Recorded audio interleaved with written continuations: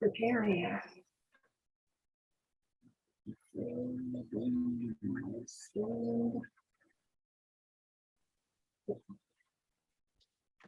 Okay. It's now streaming on live too. Just making sure everything else gets together here. Okay. Okay. Computers. Okay. I think we got it.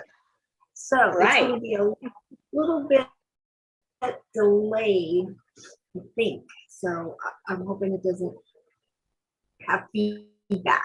Okay.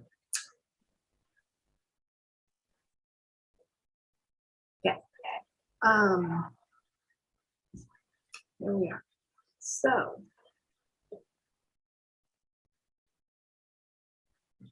listen to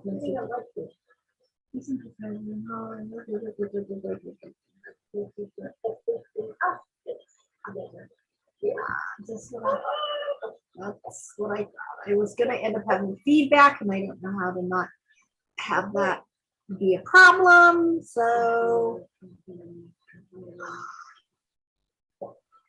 we got it. All right. Can you hear that? Can you hear that feedback, Phyllis? Yeah. Yes. You're not saying anything, and I hear it. Yeah.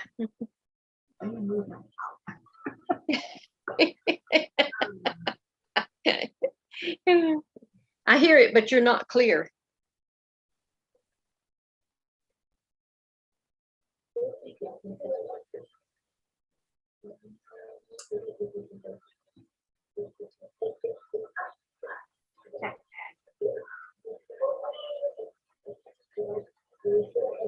Feedback and problem.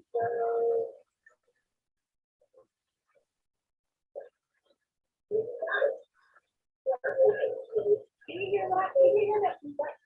Yeah. Yes. You're not saying anything when I hear it. Yeah.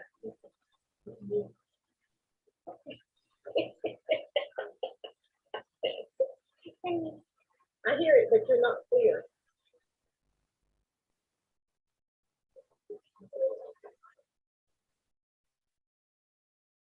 I think I fixed it. Because I muted it. So now we're good. Okay. You're clear now. Yes. Okay. So today's session, I was wondering if we could go over some things for people that because I'm hearing this question over and over from or comments, and how do we get in touch with our spiritual team, basically, like my guides, my teachers.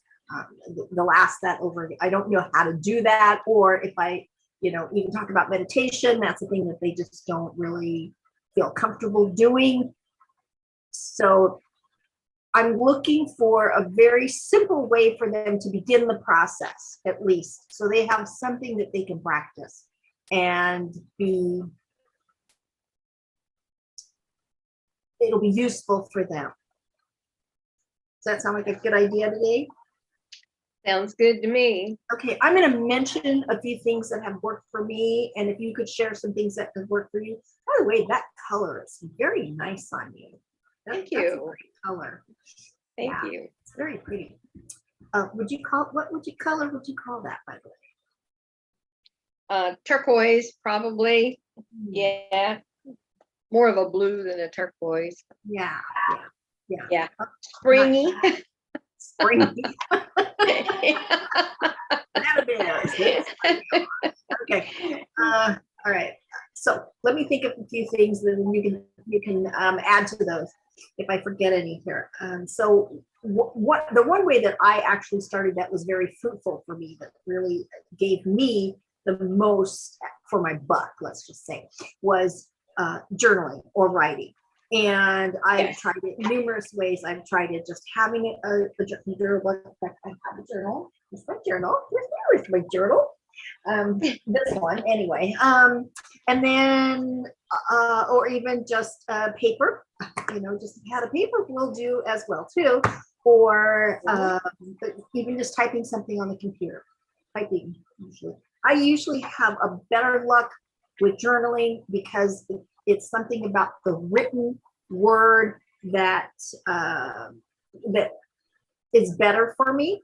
I don't know what it is. I'm seeing or something. It's more satisfying for me. So journaling is one way. Another way, of course, is meditation. If you can do that. Let's see. Let me think of another way. If you think of any right off the top of my head here, those journaling is my favorite, I suppose. Any other way you can think of? Well, I'd like to expand a little bit on the journaling. I know when I had my healing center, when I started my healing center, and with my background, I always prayed to God and the angels, and before every morning before I would see clients, then I would sit down in my healing room and I would have a notebook and I would ask for, I asked to be used. I asked that my words be wise and be understood by my client. And is there anything that you would like for me to know? And I would just start writing. Now, how to get in touch with your guides? It's like it comes through your mind and you're going to think that it's you. But it's really not, because once you sit down and reread what you've written, a lot of that you don't even remember writing. Or that you wouldn't have written that.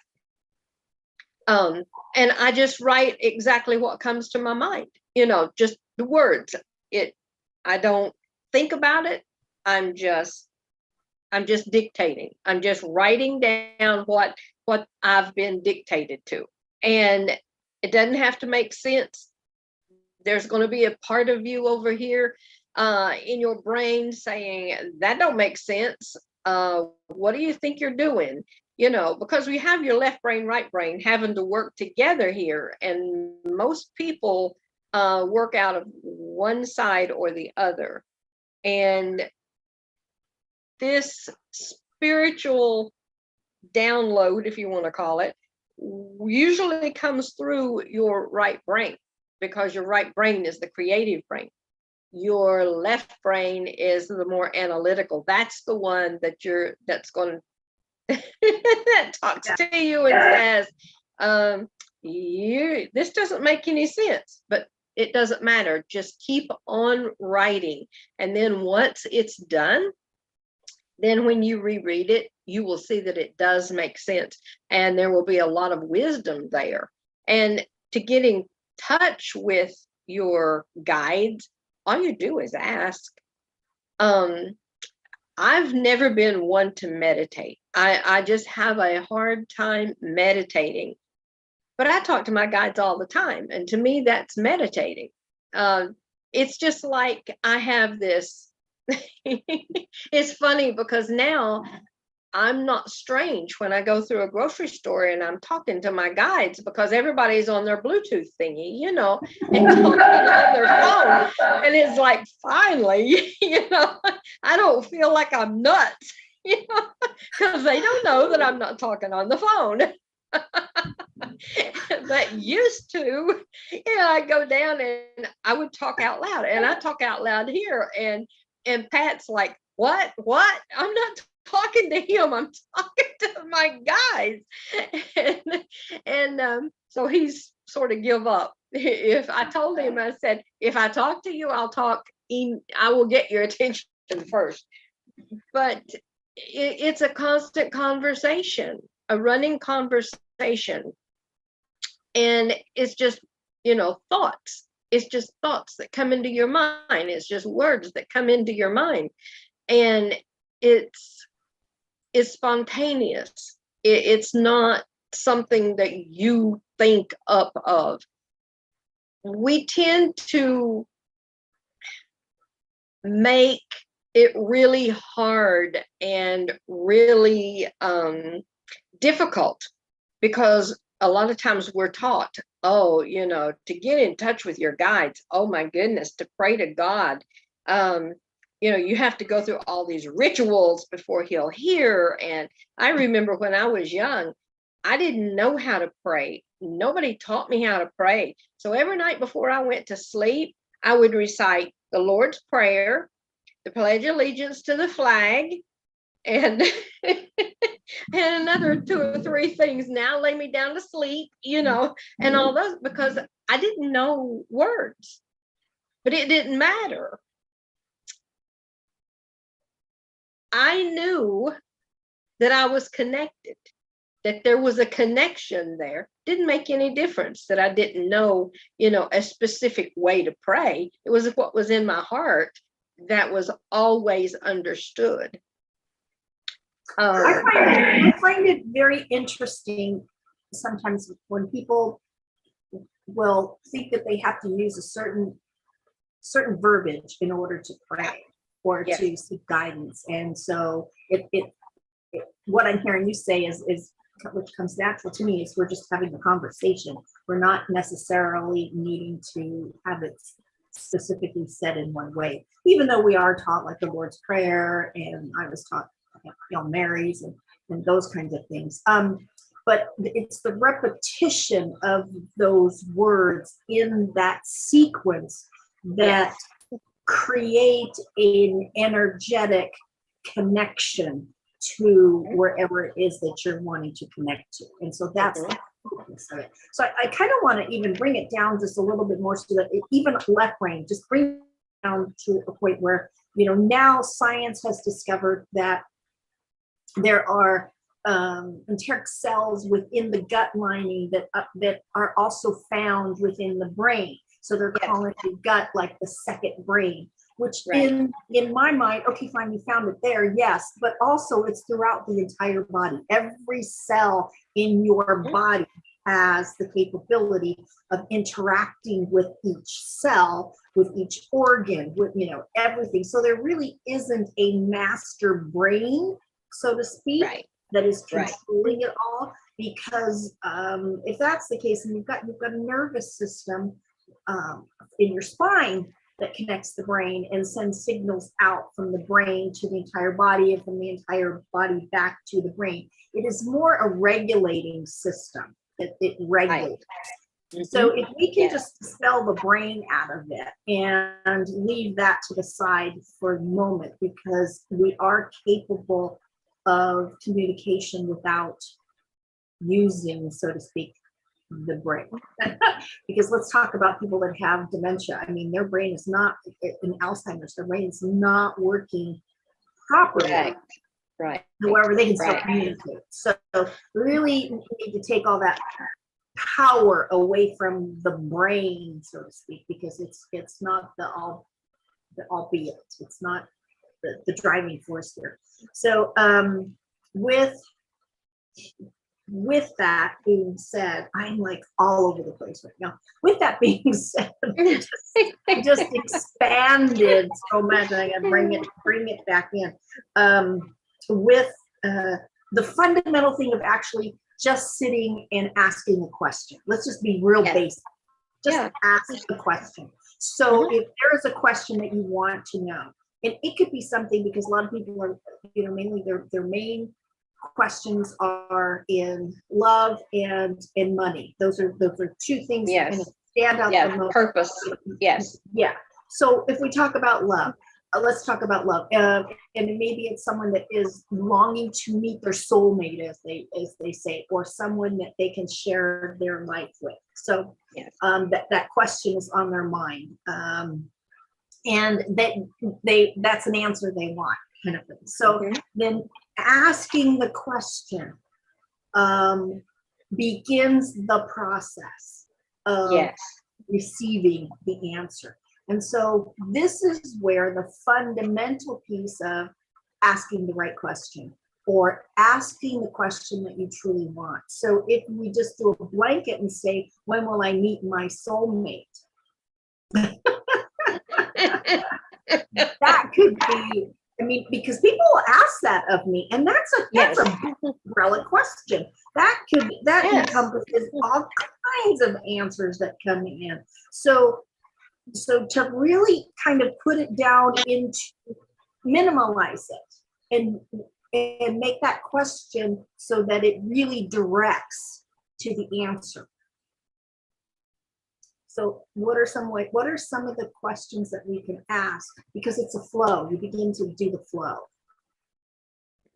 Because if I ask the question, when will I meet my soulmate?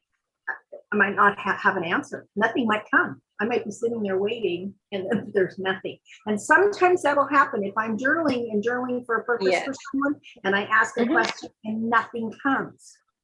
Oh, so I have to ask another question, so to speak. And also, they're going to tell you, it's almost like a child. If you ever notice a child, they take everything literally. They don't, we may mean one thing and we're saying one thing, and they're actually taking it like you say it. Okay, Spirit does too. They take things literally. They take your question literally.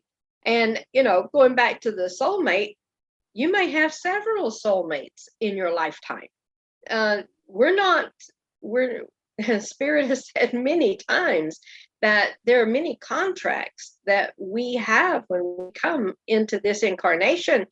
And as those contracts are complete, then if we choose, we can stay and suffer, but we're supposed to, in our timeline, go to another and complete these contracts. And so you're going to meet this one and that one. And so so if you say, when will I meet my soulmate? Well, yeah, that's an open-ended question. And they really don't know how to answer that, because you may have several. And so you're right, getting it down into specifics. So my answer to that, if someone is seeking that, or that might be one of the questions that they might ask, is to first seek the help of someone that has a strong contact with Spirit, to begin to, because immediately I start thinking, okay, what is it exactly, or can you specifically tell me what you're looking for in a relationship? What do you define for me? What it means to have a soulmate? What does that mean for you? Because it can mean something entirely different for me. And same with, when Spirit's looking at it, going, well, what exactly are you looking for? So I would narrow the this to what it is that they're seeking, because they might not even know. And so you're asking this open-ended question, and how is anybody supposed to find the answer in that mix of a mess? So those kinds of things are not good to start with. Is my point that I was getting towards. So let's do something simple to get the conversation rolling. Okay, something simple question. My intention in starting this journaling session, my intention in starting this meeting with you to assist people in beginning that journaling question and answer communication is to fine-tune what the question might be. So some of the questions may be something as simple as, give me something simple, because I'm always asking complex questions, because that's just me. I'm wanting to change jobs. Okay, I'm wanting to change jobs. I'm wanting to do something that is more in alignment with who I am. So is it beneficial for me to change my job now, or should I wait? Those are kind of either or questions. And so you're going to get an either or answer. which is good because that's all you want to do is start the conversation. So, you're waiting, and then it's like you've had the sensation of wait, okay, how long should I wait? Should I wait 3 months? Should I wait 2 months? Should I wait, and now these questions begin to formulate, and you're getting more of a direct answer, but it's still simple, keeping it as simple as possible with your questions. So my suggestion would be, just to start with, before you even sit down to journal, is to write down a bunch of questions that you may have or that you may think you might want to ask. And then when you sit down to actually do the journaling, you've already got some questions there that you can start with, and that you can have answered for you, and just start in that way. Any other suggestions? Correct. It's one of the biggest ones now, especially after we've been, we've had this last 2.5 years of not getting out there, and people changing jobs, and they're changing their life, and they don't really know where they fit in anymore, and they don't know what to do. And that is a huge question. Okay, what is my purpose? Where do I go now? So the job is perfect. And I like to ask, what can I do to serve humanity? What can I do to be of help? And when that's a specific question, what can I do? It's not it's your choice kind of a question, like, should I change jobs now? Should I change later? A lot of times they'll say, you've got free will. You can do as you choose. But with the, okay, how is this going to benefit me if I change jobs now? How will this benefit me if I wait? And then you can choose. They'll never take your choice away. So you can choose, okay, this is going to really benefit me now if I go ahead and do this compared to later. And you're going to get a whole lot more than just that question answered, because you're going to see how it's going to benefit you. You're going to see how you can start into this new job or career or purpose or whatever. And it's going to give you some guidelines. Mm-hmm. They want to help us. And when I say they, you want to help you. I want to help me, because I know this is probably going to be very controversial, but I remember as when I was in Brookings, and so many times Spirit will come in and they will say, we are you and you are us.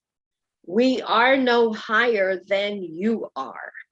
We are not something out there that is regal.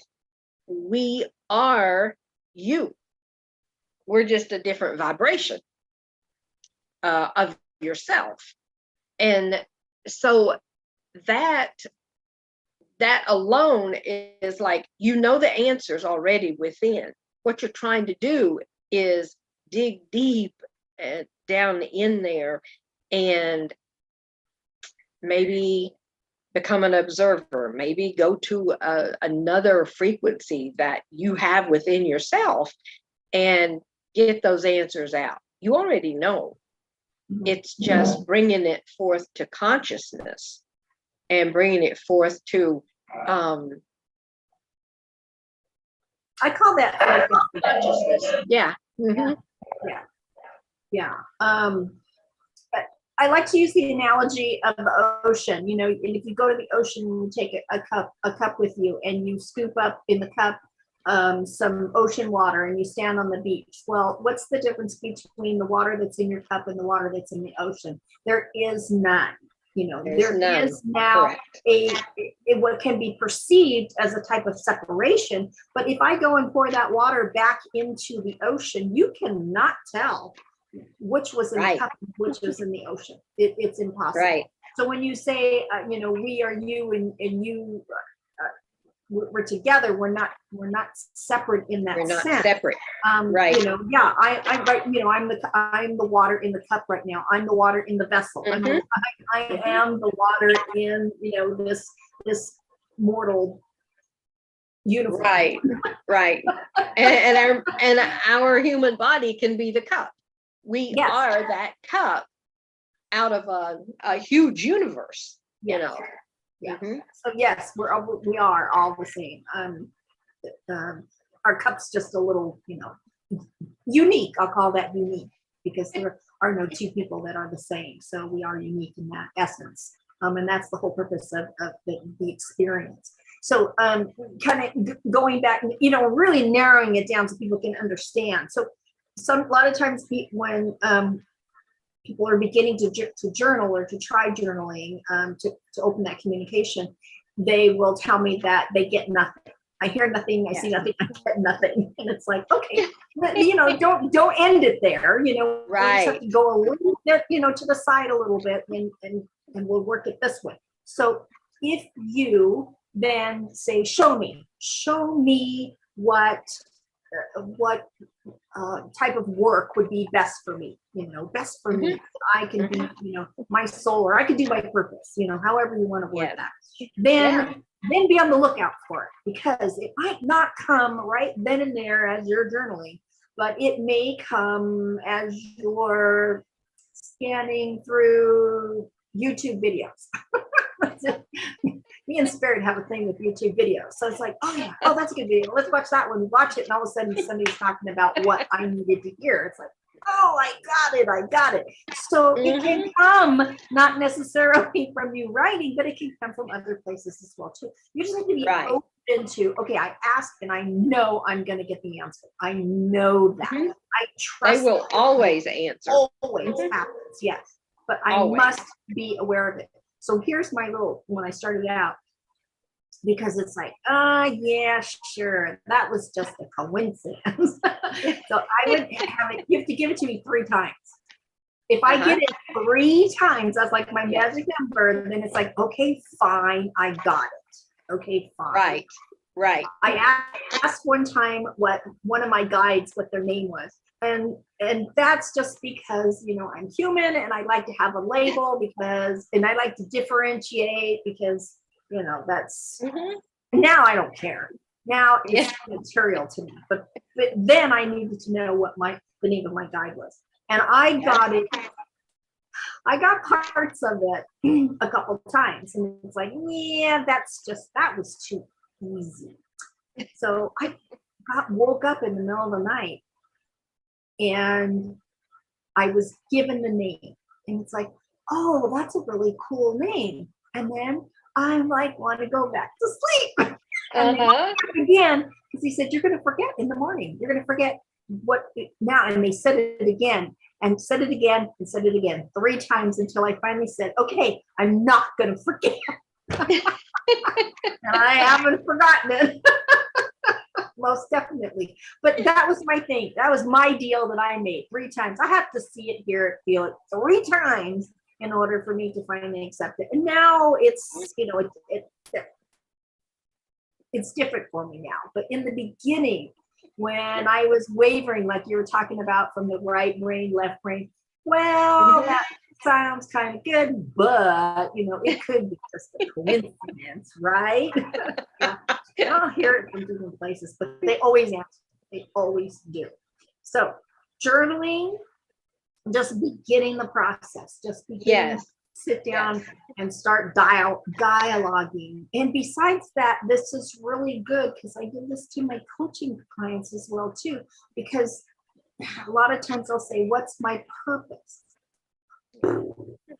Write down all the things that give you the kind of pleasure where you say to yourself, wow, I really felt like I did something. I really felt like I made a difference, whatever it is. Because somebody might say to me, I love to teach children. I love to see that look in their eyes when they get it. You know, it's like the light bulb turns on and they're so excited because they put two and two together, and it's like, wow. It just does something to my inside. Do you think I should be a teacher? And it's like, well, you could be, but what do you do now?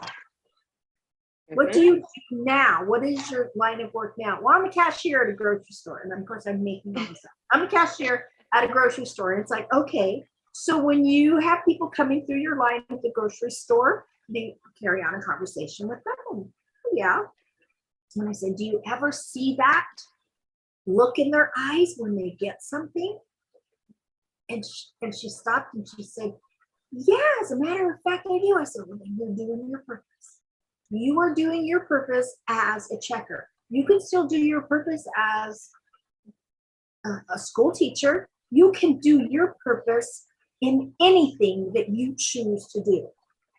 So it doesn't have to be specific, anything that you do. So just kind of keep that in mind when people start talking about their purpose. Because that is your purpose. If that brings you joy, if that really makes you, you're everything inside of you, all your cells like light up, like, wow, that was really cool. Then that's your purpose. Yes. Yeah. And so, as for a job, yeah. as for a job, I always used to tell clients, if you love it good enough, well enough, that if you did not have to have a paycheck, would you do it and still love it? And if you could, then you're right where you ought to be. You know, that's exactly what, that's your purpose, that's your passion. Right. For the time being. Right. A lot of times our purposes, of course, change. We have many different purposes. And, we're I think a lot of us are going through that right now, where what we used to do just doesn't hold anything for us anymore. And we're searching now for something to give our life meaning. What next? What do we do next? Yeah. When the Twin Towers came down, there was a lot of people that joined the military because they wanted to serve and protect the country. So, those are kinds of things that shift us. We see something that shifts us into doing something more. Or maybe you had someone very close to you pass on or die, like a child, and so now you're like, and the child had cancer, and all of a sudden you're finding ways, passionate ways of helping children that have cancer in some way. Right. Maybe you have been, you've gone through the system as a child, and you were in foster homes, and then and maybe they weren't the greatest foster homes. So now it's like, okay, I want to be the foster parent that I always wanted, kind of thing. Yeah. So there's depending upon your life stream, you'll find things in there that you're passionate about and that you actually want to do, and what a difference that it makes. And you're right, when it shifts, when it changes. When I think about my own personal journey with that, I used to think about how people used to come to me when they had a problem. Yes. And I at the time didn't know what it was about me that they felt the need to come and bring their problem to me. But I suppose because I looked at it or perceived it in a different way, and of course it wasn't my problem, it was their problem, so I could see it better. Right. And that kind of evolved into other things. I was working, I remember really early on, I worked at a residential treatment center for adolescent girls in Southern California, and I was secretary to the executive director. And I really enjoyed being a secretary. I love the work.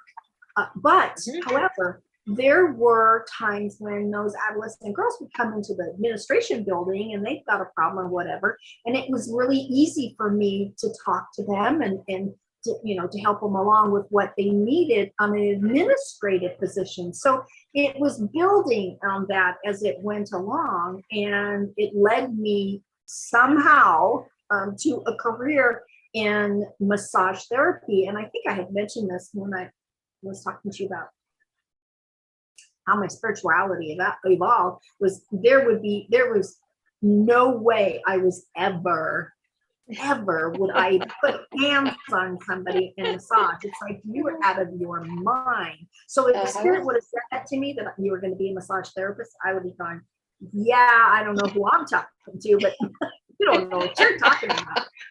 It evolved and it graduated into, it slowly brought me to that even to this day, when I look back and I think, there would have been no way that I ever would have done that. And here I did it for 2 decades. So it led to other things. So definitely your purpose is part of you. So whatever it is that you do, whatever it is, and you'll notice that you just kind of be thinking about those things. So getting back to the journaling, if you begin to write those things down and have even if you're just having a conversation with yourself.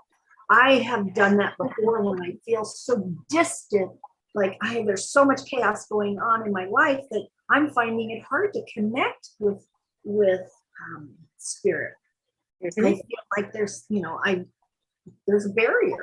So I'll sit down and I'll just have a conversation with myself. What is your problem? What is it that you can't figure out? And I'll just keep asking these questions and asking them one right after the other and writing them down. And before I know it, 1, I feel better. And 2, the answers begin to come. It's like, well, you dumb shit. If you wouldn't have done XYZ in the first place, that probably would not have occurred. And it's like, yeah, well, how I am. So that I'm having a conversation with me, because I'm going to be my first critic. I'm going to be the one that's going to, chastise myself. And so it ends up coming out. And that's the thing, because it's coming out from the subconscious. It's coming up and out. And that channel needs to be clear. And so if it seems like it doesn't work right away, it is working. It is working. Yeah. Working. It's more, you're getting more clearing yourself out so that you can open that up for more to come in. Did I skip anything? I just I know with me, whenever I know that I'm supposed to do something, but I don't really, it's foreign, an idea is foreign, and they tell me, you'll do this, you'll do that, or you have a choice to do this, and wouldn't it be nice for you to do that? And my first words are, I don't think so. And those words, whenever I say those, then I know I might as well give in, because that's exactly what I'm going to do. He said, nope, I don't think so. Yeah. So yeah, it's really nice that part of ourselves is very patient with ourselves. It's with our higher self and spirit, and it's wonderful that it allows you just to go ahead and go your own way, even though, I just call them detours. We take detours because eventually we come back and do what we're supposed to do, or what we've contracted to do, for the most part. But, sometimes, we're humans. We have to take detours. And of course, the detours are the learning of the lesson. Yeah. And experience. Yeah. It's the experience is right. Yeah. Right. Yeah. I agree. So there is no wrong mistakes, like you said. It's just a detour. It's just a detour. Correct. Again, it goes back to that analogy that I used with all the time with Google Maps. It's like you have a choice, if you want to walk to your destination, you want to drive to your destination, do you want to use the freeway, what's the best route? And of course, we always take the best and fastest route. Right. Because we want to get there. But then there's something, what happens if there's a detour in the road and it's not your doing? I mean, they're fixing a guardrail and they're detouring you. Well, now you've got to choose a different route, a different path to get there. So it's not always us that blocks the way. And especially when we're talking about finding our significant other, I'll call it that, because a lot of times that significant other might be still in another relationship that they just haven't ended just yet, or maybe they're not even in the area yet. Maybe they're thinking about moving, but there's a lot of things that loose ends they need to tie up before they're able to move to the area so that you could meet them. I mean, there's just all kinds of things you can think of that could be delaying this process, so it might not be you. So you can even ask, is there anything that I can do in the meantime? Is there something, a better way to go with this? You know, you can always ask all the time. Yeah, the questions of when am I going to do this? When am I going to do that? That's a tricky question, because we have free will. And there have been so many times that something was supposed to happen. Like we were supposed to move to South Carolina at one point, and we were all ready to go, and we got all the confirmation and everything, and it never happened. It never happened. What happened was the person that was going to retire so that Pat could get that job decided not to retire. Okay, so that just shifted and changed everything. So we stayed where we were, you know, until this job up here came up. And so, you know, when Spirit has to work with free will and of everybody, you know, that's why I always, in my questions with, I'd like for the highest and best of all concerned. And then a lot of times when you do that, you get different answers than when you're just looking at yourself, because you do want the highest and best of all concerned, of that partner. You want the highest and best of them, or children, or whoever. But those questions, I always, well, Spirit always, when I would channel for people, Spirit would say, you know, we don't give dates, we don't give times, because there's too much involved. You have free will, they have free will, and there's decisions to be made. So I always say this or something better. And I'm really glad that you kind of brought that up too, because I want to add something to that of a political nature, if you don't mind. No. Okay. Because this is, I think, number one on a lot of people's minds, and we might as well just, you know, nudge it in somewhere. And that is, there are a lot of people out there, whether they be podcasters or whether they be bloggers, or they're coming to us from very different places. It even could be national news. Yes. And they're saying one thing about, well, something's going to be happening. And this something, and I'm putting it in quotes, like has been said to be happening for quite some time now. I think ever since 2020, when or maybe even a little bit before, when we knew that President Trump did not get reelected. And then there is this facade, I'm going to call it, of that something's going to be happening, and people have their sources, and this source says, and this source says, and now we're getting into the people are recognizing that, you know what, I have heard this BS for 3 years now, and it's still, this something has not happened, and people literally have put their lives on hold. Yes. They have stocked their kitchen cupboards with massive amount of food and provisions because this something is going to happen. And in the meantime, there's a lot of people out there that have made a lot of money off of this, of perpetuating this, something's going to happen. Mm-hmm. Fear. And yes, it is fear to a large degree. And it is even made its way into Christianity, and that, you know, we're like, their signs are that the world is coming to an end, and we're waiting for Jesus Christ to return. And it's this waiting where people are putting their lives on hold and are not enjoying life and experiencing life because it's all going to end. And I fell trapped to this myself in the early beginning, and I stocked my cupboard. I think I stocked it in 2012 too, when the world was going to end, because the Mayan calendar was going to end. I don't think I was, well, I wasn't completely awake then at all. And so I stopped. And it's like, that stuff doesn't last. I don't care if it's in a can, it doesn't last. There is an expiration date. And That's so right.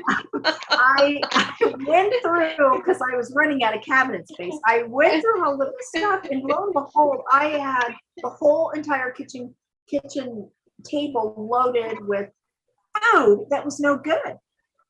Expired, yes. That's so stupid.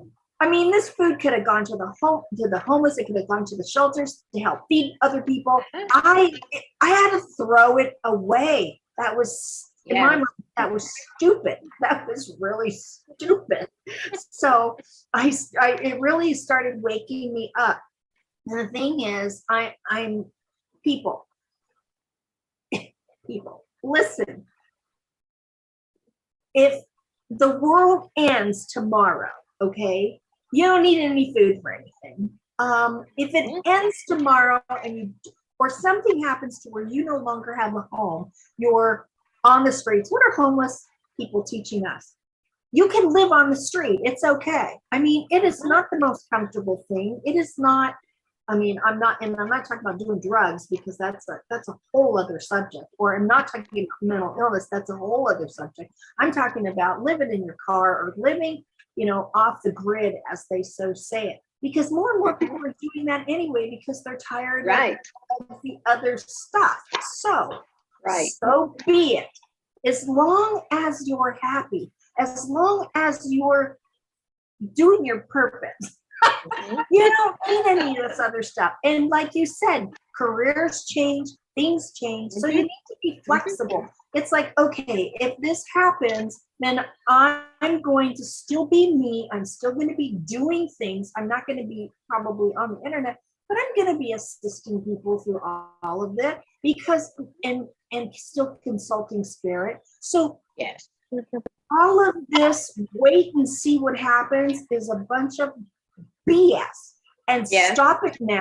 Stop all these. If you stop listening to this shit and let people know that you're done with it and you're ready to start moving in a direction of actually making change and making good change, then everybody collectively is going to begin to do that. But if we're all collectively sitting waiting for the something to never happen, and listening to these people tell these stories that are so convoluted and filled with subliminal messaging, and I've had, I'm a trained hypnotherapist, and I can hear this crap right away. It's like, I'll hear in the comments, I'll read in the comments, people like, oh, I really like listening to him because I just feel so good when he's done talking. And it's like, you're being subliminally put in a pressure cooker that is keeping you listening and keeping you waiting and keeping you relying on nothing. Because again, we're talking about the white hats and the black hats. That cracks my ass up.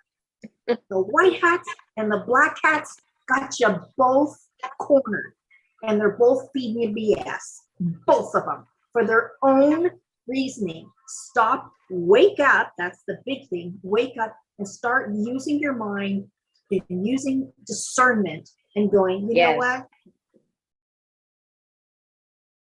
I had a client that said to me one day, I was working, and we were talking politics, and I'll never forget this. He said to me, when Biden got elected, he said to me, Donna, I'm going to wake up tomorrow morning and nothing's going to be changed. I'm still going to go to work. I'm still going to,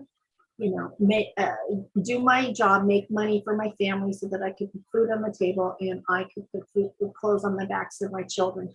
He goes, and until that all changes, he said, I'm going to continue to do my work. And I stopped and I thought to myself, you know what? That's what we all need to do. We all need to do our work. And what can we do to make it better, to keep this country in a place of, I'm proud to be an American. What can I do? What little can I do to help that along? And if we all wake up and we all say that every day, we all will make the changes that are necessary and stop relying on politics, stop relying on attorneys that are running our country, basically, that have never had an actual job in their life, never actually went out and worked and thought about how they were going to put food on the table. Every single one of them, every single one of them. So why are we relying on them to fix the budget?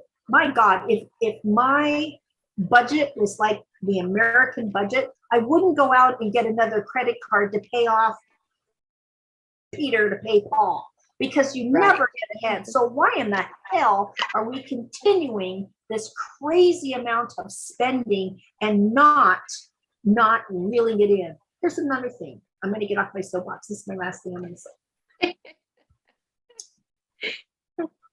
When the lottery gets up over $1 billion and people are forking out 25, 30, say $100, $150, say $200 to get a ticket, the odds are they're not going to win. Right. Somebody wins that $1 billion lottery. Why in God's name are we each of us not giving an extra $25, $100 to fix the deficit itself? We don't have to do all this other crap. Just give another $100. That's all you're getting out of my tax money, and fix this. And I want somebody in there that knows what they're doing, that knows how to run a business, that knows how to balance the budget. Because all these other people, they have no clue on simple arithmetic, math in, math out, none of it. So that's my political soapbox right now. People, stop it. Would you like to add anything to that? Yes, I would, because as you were talking, then I'm listening, and it's like, maybe this is the Great Awakening. Maybe all of us looking and now seeing what hasn't happened and what we've been fed, and this is supposed to happen here, and this is supposed to happen there. And I too have put my life on hold. What if this, what if that? And then all of a sudden, I was telling a friend last night, I've quit. I have unsubscribed to all these people I used to listen to. I have, it's like, I don't want to hear it anymore. I don't want to hear it. I want to live. I want to live. Yeah. So I think there's a lot of people that are feeling this way. And maybe that is the honest and true Great Awakening, that people are looking around and saying, wait a minute, I have a purpose, and I'm not going to stop my life and not do my purpose, not fulfill my purpose because of somebody somewhere that don't give a fiddle about me, telling me, this is going to happen, that's going to happen, you better do this, you better do that. And when you get a chance, buy my cookbook, or when you get a chance, buy my book, or when you get a chance, in the meantime, as you count your own pennies, buy this. Yeah. Buy my t-shirt. And, Yeah. and those that, and I go back to what I said a while ago, those that say, this is going to happen on this date, and this one's going to get in on this date, I immediately quit listening, because I know spirit don't give dates, because their timeline is not ours. Yeah. And they don't have a calendar they go by. Yeah. They don't give dates. But you're absolutely right. And I'd like to go back to what you said before. You touched on it, and that's discernment. So many people have lost that ability. Well, it's not lost, it's just stuffed down, and they've let everybody else determine what's what for them. But that discernment, and you were talking about the brain being in the, actually I call it the solar plexus, that where we feel sick at our stomach when we hear something bad happening, or we see something, or we see puppies, and we just have that wonderful feeling. And babies. Yes. That is where the discernment comes from. A lot of times we think it comes from the heart. Well, the heart and the solar plexus work together, but that feeling, that knowing is there. And when you can step back and ask the question, like you were saying, you ask the question, what is the truth here? Is this truth? And just listen, and you will be shown, because spirit can't lie. They always tell truth. They absolutely cannot lie. Spirit can't. And your angels are not going to lie to you. Look where they've brought you all along. They're not going to let you down now. And so you go back to that discernment and just pay attention. Are they selling their own product? Are they creating fear in you? Are they creating an urgency of, oh no, I better go out and do this. Oh no, what if this happens? What do I do about this? And the banking situation. Oh dear, we're going to lose everything we worked hard for, and this and that and the other. When you start feeling that, then it's time to step back and say, no, wait a minute. That's not a way to live. That's not how I choose to live my life. I don't choose to live my life in fear. And I think we talked about the fear before, because that stops everything. It makes you sick. It stops your body from functioning correctly. It stops your brain from working correctly. You can't think straight. Fear does so many things, and it's like a prison. It's like a prison. If you truly want to be free, you discern, and discernment is a huge part. Should be a huge part of your life. Is okay. And I know truth is, it's a funny thing, because maybe my truth isn't necessarily your truth. Well, that's why we each have a solar plexus. We ask, what is truth for me? What is this? Do I really believe this? And that's another thing, the believing and the knowing. Yeah. Hopium is what they're calling it. I've heard that term, the hope. Well, I'm going to place all my hope here, because I hope this is going to happen. And what they're saying, is I hope it's this way. Well, you can hope all you want. It's a nothing. It's. I did a channeling for a group when I was in Brookings, and actually by accident, well, there's no accident, but I found it. I was cleaning out my Dropbox, and I noticed there was a recording, and I thought, wonder what this is. And lo and behold, it was on beliefs. It was on discernment, and it was on hope. And they begged the audience to stop hoping. Quit hoping. Because when you say, I hope, there's doubt there. And when there's doubt there, you're not going to get what you think you need to get. As long as there's doubt, spirit cannot, they can't, do what you want. So, I'm sitting there and I'm channeling, and they are saying this, and my left brain is going, oh no, we always hope. What would you have if you didn't have hope? And then by the time I got done, I understood. It's like when you hope something, then you're doubting. But when you say, I have faith that this will happen, there is no doubt there. There is no room for doubt. And that faith comes in. And along with it, then the trust. You have that faith, and then the trust is, it's right together with it. But yeah, the belief, it's like we were talking, whose belief is it? Why do you believe what you believe? If you believe what you're hearing, why do you believe it?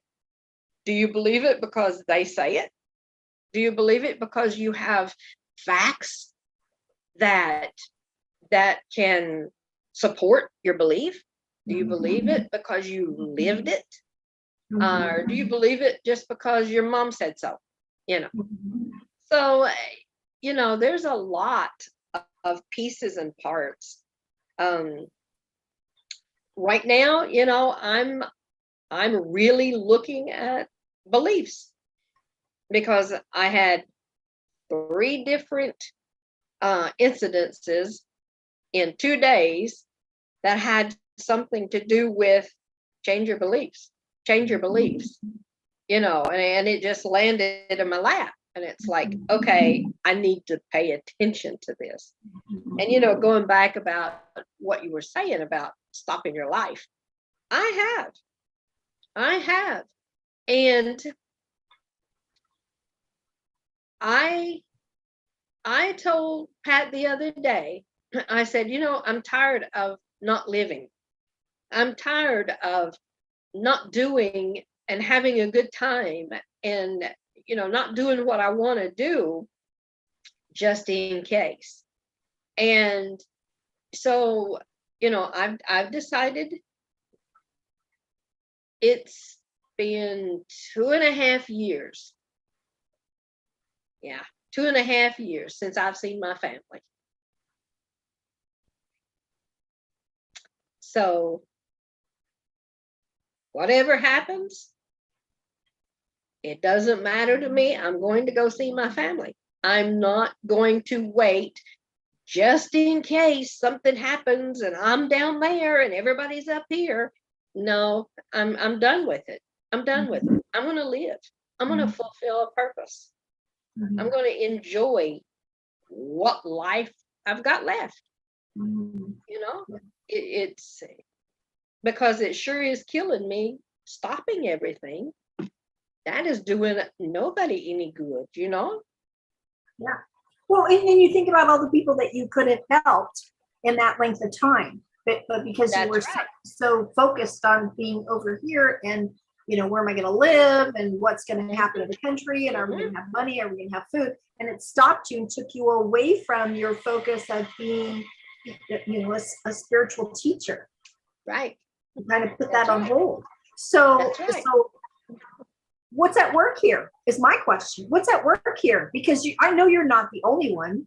I know it has affected me. So yes, what was at work here? Was that the white hats? Was that the blue hats? What was that? Was that a culmination of the energy that surrounded us, that we just fell into the stupor with of everybody else? Kind of thing. And then all of a sudden, those things didn't happen. And then we kind of wake up a bit and go from there. So, but yeah, I watched, and and the funny thing that gets me now is because like ETs, we're going to have this false flag ET thing. And it's like, okay. Okay. Well, I personally have not met an extraterrestrial. Well, I can't say that because I did meet somebody that told me that ETs walk among us. And so I would, Yes. and I believe that. I do believe Yes. that. Sometimes I call them zombies, but other than that, I do believe they do. There is some fact to that. How's that? I'm not personally, into it. I don't research it, kind of thing. But it intrigues me. I'll say that. But if I have a faith in spirit, and that spirit will let me know. Spirit has not said a doggone thing You're about right. it, so I'm not going to focus my attention on that. And I think I've mentioned this to you before, is that what if the world came to it, or even just the United States came to a drastic end in some way, in some horrible way? What if all these things that they say might happen do happen? Then where does that leave me? Where does it leave me? Where does it leave my family? And it's like, well, I take the next step, whatever that step may be. Right. It is just to be basic, to have a tarp over my head so that I don't get rained on, or that the wind, or I have to live in the forest, and eat berries. But it's called survival. I mean, Yes. you're flexible and you do what you need to do. So if I have to face that, I'll face it. Mm-hmm. But at this point, I'm not going to sit back and get my bug out bag all packed up, because number one, it already is all packed up because I live with a Boy Scout. I have no idea. I tell you a funny story. I'm in the closet and I said, "What is that?" And he said, "That's your bug out bag." And I said, "It is." And he goes, "Yeah." And it's like, that thing's taller than me. I'm like, okay. But mine's all packed up, but it's in the storage building. Well, it's a great place to have it. Yeah. So, yeah. If the house burns down, I got nothing, right? Okay. But it's just that little piece that's like, okay, I got something. Yeah, backup. It's there, and I have something. It's there. Yeah. Like a backup. So, yep. I'm not going to sit and worry myself over it and get anxiety over it. So that's my political pitch for the day. How's that? I think we covered so much. I always go back and I look at my life before I know what I know now spiritually, and think I was taken care of. Spirit took care of me before I knew all this stuff, before I became aware of all this stuff. Mm-hmm. Then they're not going to stop now. Yeah. And we have that support system. We're never alone. We always have it. Our guides and our angels and everything around, within, around, wherever. But still, we have that support system. And we're built to where we make do. We do what we need to do when we need to do it. Mm-hmm. Yeah. Absolutely. So with that, I have errands to run. Where the world comes to an end.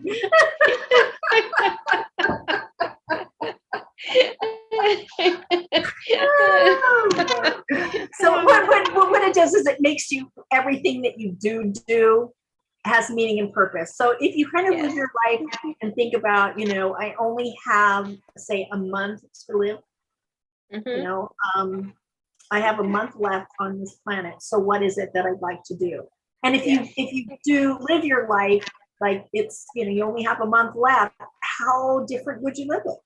Right. How would you feel? Right. So yeah, enjoy life. Do what you can. I had, I don't usually give out to people standing on the corner with their little sign that says feed me, or I need gas, or any of those. I have stories behind that I used to do. But we're coming out of Safeway over the weekend, and there was a gentleman that was sitting in the corner with his dog in a little bit of shade that was left, and he had his change in his hand and he was counting it.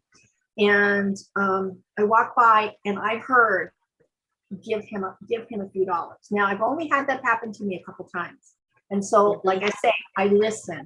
And so we got in the car, and my husband heard the same thing, because I said to him, I was in my purse and I was pulling out my ones, and I said, go give that to that man. And he said, you go give it to him. So he reached in his pocket and he pulled out his bills, and he starts, I said, I was told to give him some money. And evidently, like I said, I think he was told the same thing. And so he pulled out pulled out his ones and stuff. And then I said, well, I'm going to give him a 20. And so he goes, this place, well, I'm not going to give him a 20. I'll give him a 5. Okay. So I gave him the 20, and he did. He walked over and he folded it up, and he said, hey, buddy, here you go, enjoy your day or something. And the guy said, well, thank you very much. And he says, enjoy your day too. And he says, okay, I will. He got back in the car, and that was the end of it. But the thing is that when we're supposed to do something, where it's important to do something, we do it. And I don't know what all the details of that was. I don't even know why I'm sharing it. It had some purpose to it. But I guess because we were talking about being homeless, possibly. but it didn't matter. I said, and so we were talking on the way home, and I said, I wonder if he's going to buy himself a beer. Yeah. I think he get a couple beers. But who cares? It was like, just like what? How was that going to pay forward? How was that going to pay forward? And it wasn't so much the person standing on the corner with the sign, because I'm always told, look at the dog. Yeah. But it's like when you're instructed to do something, or when you're guided to do something, you do it, whatever it is. So, and if things happen, like there is some disasters or whatever, we're going to be guided on what to do and how to respond. Yes. So that's perfect. Yeah. We will be guided. Everyone will. All they have to do is stay out of that fear and just listen. Mm-hmm. Yeah. Yeah. I'll probably make tuna sandwiches for the National Guard. Whatever it might be. Yes. Whatever it might be. All right. I enjoyed this. This was fun. I think we covered a lot of topics. A lot. Yeah. Yeah. Which is great. All right. Well, whatever you do, just make sure you enjoy doing it. And you too. Spread that joy, no matter how it's spread, you spread it. And I'll do the same. Yes. Yes.